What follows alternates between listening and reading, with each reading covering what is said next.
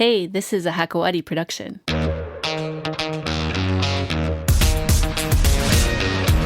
Hey, thanks for joining us in the men's room. Our guest today is Rabih Geha. He's a Lebanese architect who's just won a bunch of awards at the Commercial Interior Design Awards in Dubai. He's known for designing some of the coolest nightclubs and the most eye-popping shops. Welcome, Rabih Geha. Thank you, Nadia. So basically, you just won the Oscar of the architecture world, right? Maybe not an Oscar, but a very nice reward. I mean, is there anything bigger than these commercial interior design awards that happen in Dubai? Do they happen every year? They happen every year. The Commercial Interior Design Awards are today the reference in the region, in the Middle East, for the interior design projects. Okay.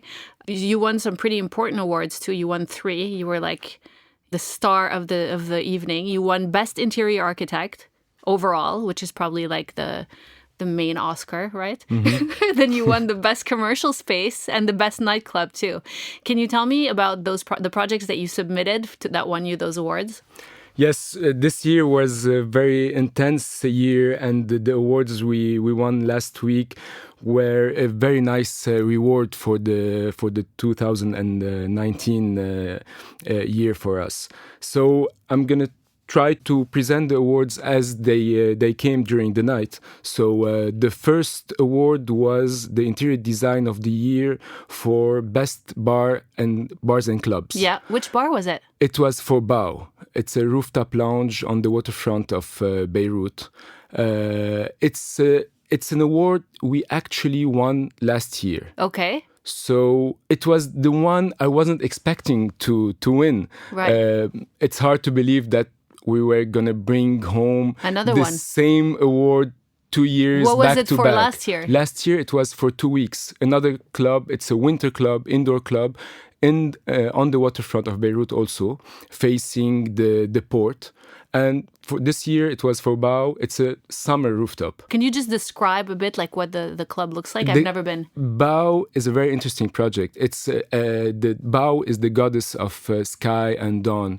So the idea was to recreate this temple for the goddess Bao. It's inspired from Asian temples. It has a monumental feel. It's all vermilion red, very strong colors. And in the middle of the place, we have an old ruin of the goddess Bao lost behind a jungle. Ooh, sounds crazy. It's a nice, and you should I go. Should. It's still summer, so you can pass by whenever you want. All right, we'll do. So you won that award again. Mm-hmm. Then you also won Best Commercial Space. Is that the one you were going to talk about next? The second one was the Interior Design Award for Retail of the Year. Yes. And this is a project that is very close to my heart because it's a project for the brand Image, a brand we all know and that exists that is omnipresent in our homes and part of our daily lives. Image d'Orient is a brand founded 20 years ago by Peggy and Cheikh Billy Raphael. And it's sold everywhere in the world, in 54 countries. It's present in all our homes, but they never had a flagship or a boutique for this brand. So we had the pleasure to design a home for this vagabond brand. And the vagabond brand, I like that. Because it's been 20 years. Yeah. So we worked with the inspiration they already had for the brand. It's very Mediterranean. It's very colorful. And they chose a place on Rue du Liban in the middle of Ashrafiyeh. Very low ceiling, very tight, narrow space. So yeah, the rent is expensive there, huh? So we try to render the space to accommodate this beautiful brand. It's all arches. It's a very beautiful blue, light Mediterranean blue color, and we try to make the contrast with the red. The red is everywhere on the ceiling, on the table, and it's it represents the brand. It's an old meets new. It's the Mediterranean heritage meeting a contemporary setup for the brand. It sounds really well. I saw pictures actually. It looks really cool. But you can never really tell a space until you're there in real life. Experimenting the space is the best way to perceive what we've done. But then again, when they're giving out these awards, they're basing it all on pictures, right? Absolutely. Yeah. Absolutely. Were there, and then you had one more award. So the third award, which is the ultimate award of the night, it's the last one. It's the most prestigious award because it rewards a designer for all the projects he's done over the year and the last years. And the surprise I felt when I was called on stage to receive this award is very hard to describe. I wasn't expecting it. I was already happy bringing home 2 awards. I was ready to call it a night, and receiving this award was a very nice recognition. Yeah. For me personally, for the hardworking team I have here. It was a beautiful experience. It's amazing. So, khalas, you're the best. Where do you go from here? well, we move forward. We try to do better, to learn from our project. We try to present new experiences for each and every project we have the opportunity to work on. Yeah, so you have projects all over the world, right? I mean, you're based here in Beirut. Where we record the show, but do you have projects in other countries? Actually, we are working on projects in the Gulf region, in Qatar, in Saudi Arabia, and we're working in Africa on a project in Nigeria. Wow. What are you doing in Nigeria? In Nigeria, we're working on a restaurant, bar, lounge in Lagos. Have you been? Have you been there? Actually, I went for the first time to Lagos to visit the space. And I fell in love with this city, with Africa, with the vibrant colors, with the people over there, so friendly, the hospitality. And I wasn't expecting that. And, when you don't expect, you feel it 10 times more. Absolutely. How's the food over there? Just curious. The food, it was a quick trip. I didn't have the occasion to try a lot, but from what I tried, it was very good. Yeah, that's an amazing experience to get to go to these places. I'm looking forward to, now that the project is being developed and the construction is starting on site. I'm looking forward to go back. And, when is it? How long does it take to build a nightclub like that? To build a place like that, it takes maybe 3 to 4 months of designing and 6 months of construction, depending on the scale and the level of details. Yeah. Sometimes we go faster. Sometimes. Can you say the name? The name, it's Z Kitchen. Z Kitchen? Yes. Like Z letter? Yes, exactly. Okay. Mm-hmm. And then you have some all over the region as well. Are they mostly like restaurants and nightclubs? Actually, in Doha, in Qatar, we're working on a gym. Okay. In Saudi Arabia, we're working on a restaurant. It's a burger joint. We're working on another place which is a retail. And so, what we like about our work and what I personally like about our projects is the diversity. It's we have projects in retail, in hospitality, commercial projects, residential projects. Yeah, are you still doing residential? Of course. Yeah. And we're working on a couple of residential that might not look like the project we've seen and we were talking about now, but we are renovating a 19th century house in the middle of Beirut, and it's a completely different challenge. It's a completely different experience and different approach.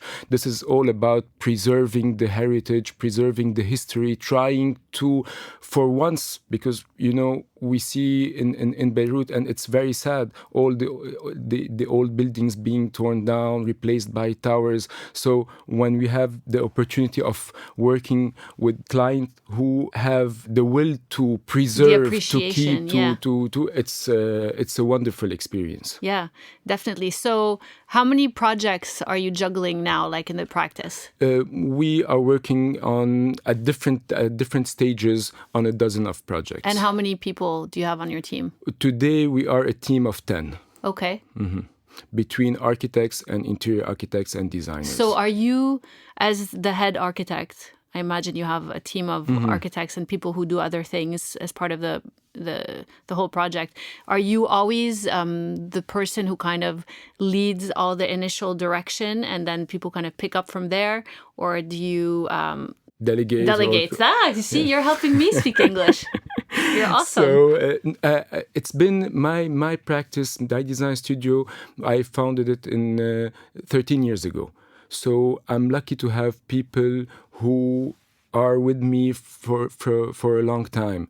I've developed a very good relationship, and we have a very how do you say, tight team. We are very close to each other. It's more like a family. So we are in a very collaborative mindset. We share a lot. They know now, especially the team who's been working with me for a long time, they know how I think. They know my mental structure. So there's a lot of communication. There's a lot of exchange. Sometimes I come up with the idea, sometimes they surprise me, sometimes they innovate, sometimes they go beyond what I had in mind. And this is what's rich about the everyday work at the office. It's great when you have a great team. Of course. And all the awards we were just talking about, they mainly thanks to them. So do you ever, you're based in Beirut, do you ever wonder if things would be different if you were based in Dubai, for example, where most businesses are based, most startups are establishing themselves? It's very interesting. I go a lot to Dubai, but having grown up here, I'm very attached to Beirut. Beirut is a magnificent city. It's multi-layered, multi-faced, multicultural, and wherever I go, I get inspiration from all over the world. But I have to say that my main inspiration comes from sometimes just walking the street here, like now coming to Hamra. It's a wonderful, vibrant, colorful, contradictory city that is very inspiring. So you're basically now becoming like the go-to guy anyways, regardless of where you're based. I think people are recognizing that you're kind of the go-to guy now when it comes to designing cool commercial spaces that are like super colorful and out of the box. I mean, I haven't seen so many interiors that are as exuberant, I would say, as the ones that I've seen lately from you. There's one, for example, at the Aishti by the Sea here in Beirut that's super cool, all pink and black striped with pops of turquoise, which is kind of a strange color combination. Can you talk a little bit about like color and how you use it? Today, with the information at our fingertip, it's very easy to be connected, to see everything that's happening, to order online, to choose your clothes online, and to get delivered home. If you want to go out, we are searching for an experience. We are searching for having more than just seeing what we can see on a web page or on an Instagram account. We have to present and offer new ways of displaying items, either for the retail, for any commercial project, for nightclubs, for bars, for hospitality. The human interaction becomes a part of the experience, and looking and searching always for a new experience. Color is a big part today of the visual attraction we tend to search for because of the social media, because of Instagram and Facebook and everything we see. We have this craving to experience space and color and materials. And these are elements I use a lot. And I've been developing this idea from when I started. And just now that it's picking up and we're getting more opportunities to use it and to display it. I feel like there's been kind of a trend towards minimalism over the last decade, I would say, at least. Most of definitely the luxury brands and all that have been, really going for a very sleek, minimal look, monotone palettes, black, white, gray. Kind of like they're afraid that maybe the color will outdate quicker or it's too much of a statement. Is this really a trend you feel now to go back towards stronger color statements? Especially what you say is perfectly right, because now we have every year the color of the year, and this is the color we have to use, and the year after they come up with a completely different color, and we feel that the old one is outdated. I believe that color speaks to the soul. Whatever we do, material we use, the construction, the space is very rational. When it comes to color, it's very subjective. We have an impression. We like, we don't like, we hate, we love. The color goes directly to the soul, to the heart, and it's a different connection than just minimalism and constructing space. Color is not, I'm not going to say trendy again, but it's a material today that we can use as part of a space, like wood, glass, steel, or any other material. Whereas it wasn't really up till now. It was, but this minimalist tendency was maybe overtaking all the other ones. Yeah. So, what is the Pantone color of the year this year? This year, I think last year it was coral. This year it's a green, mintish green, tea green. I think I saw it. It was last week. Okay. So you don't pay attention to that at all? No, because it's just interesting. It is interesting, but the colors I use are inspired from the space, are inspired from a story I'm trying to tell through the space, a brand, a project. It doesn't follow any trend or style. I don't follow any trend or style. I feel that it becomes like a straitjacket. So it keeps you from doing what you really want to do. Yeah. So you don't follow trends, but there are certain trends. Like, for example, in your Maison d'Orient shop, I noticed, are you using terrazzo? Yes. That's kind of a 70s material that's re-emerged in the last couple of years, right? It's kind of trendy. I mean, we're seeing it a lot. Now it's trendy, terrazzo, but it's a material that always existed. It's if you go back to, like, I was telling you about this 19th century house where it was mainly done in terrazzo and terracotta. Explain what terrazzo is. Terrazzo, it was used to be a cheap material because it's left over from marble and stone mixed together with the cement. So it was originally a material for somebody who couldn't afford big slabs of marble. It's like the pasta puttanesca of construction materials. Exactly.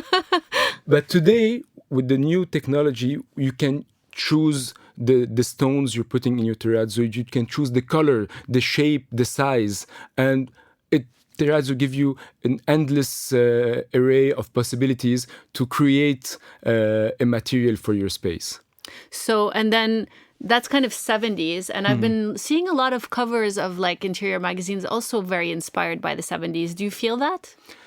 I feel like the 70s, this tendency, it's like the color of the year. It will come, it will go. Next year, it's going to be the 60s. The year after, it's going to be minimalism again. I try not to pay too much attention to these tendencies, as they don't go with my vision of conceiving the project. It's more about doing timeless project people will always love, rather than creating a project for just this year, this moment in time. So you do like terrazzo. What are some of the other materials that you like that maybe people are not that familiar with? Colors. colors. It's a material. Which you call a material, I call which it a is odd material. because I wouldn't call it. It is because it renders like a material. Light is a material if you use it properly. So color, terrazzo, light. Sometimes I like to use steel. Sometimes I like to use wood. I like to use raw materials. I like to use simple materials and maximize the effect. It's not about overdoing it with the material, but using the material to convey a message or a story. What's your favorite kind of space to design? Do you like doing restaurants, shops? Does it matter really? It doesn't. We have a very diversified portfolio, which shows that it's not just about one kind of space. It's more about the story behind the space, behind the project, behind the product, if it's a brand, behind a music, if it's a nightclub. It's using these elements to tell a story. Sometimes it's about the space in itself. I like complicated spaces, unexpected, abandoned. Spaces left behind, spaces that have a story for me to tell a story. What about your own house? Are you one of those people like, the shoemaker who has like holes in his shoes? Absolutely, that's me. That's Really? me. When you're working 14 hours a day, sometimes you don't pay attention to yourself, and it's a project that we're gonna do with my wife Rida, and we're just keeping it for later on. Yeah, because you work with your wife. She's also an architect. She's an interior architect. Interior architect. You're architect. I'm an architect, But yes. you focus mostly on interiors, right? I believe that architecture, interior architecture, and design are all part of a big family, which is global design. It's micro, macro. It's seeing things at a different scale. This is what I was talking about earlier when I was telling you about the collaborative mindset of the office.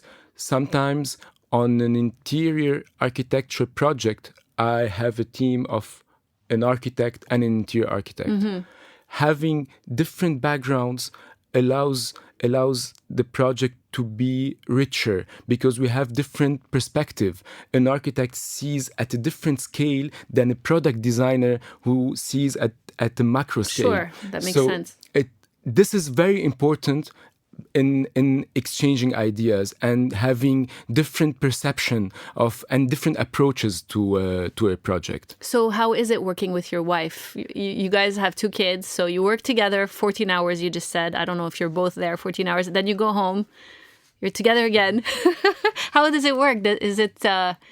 Is it fun? I mean, what do you guys talk about? It is very fun. It is very fun because with my wife, with Rida, we have a very good couples dynamic, and we have Different how do you say, jobs at the studio. She is the managing partner and director of communication, whereas I am more focused on the design aspect and working the project. So we are very complementary. And this is a great thing to have in a couple because it works at the office and it works at home. She is very disciplined. She has the rigor that balance my dreamy and messy mind. I'm all over the place, and she's very focused. And this is a great combination that works very well. Yeah. So you both have kind of names that are very, Arabic, Lebanese. That are difficult to pronounce for foreigners, I imagine, when you're traveling to projects. When you go to places where people speak English, this is a weird question, but do people call you Rabbi? they call me Rabih, but mainly everybody also calls me RG. Because of RG Architects. Okay. So it makes it much easier. Oh, yeah, that's really cool, actually. I like it. RG. RG.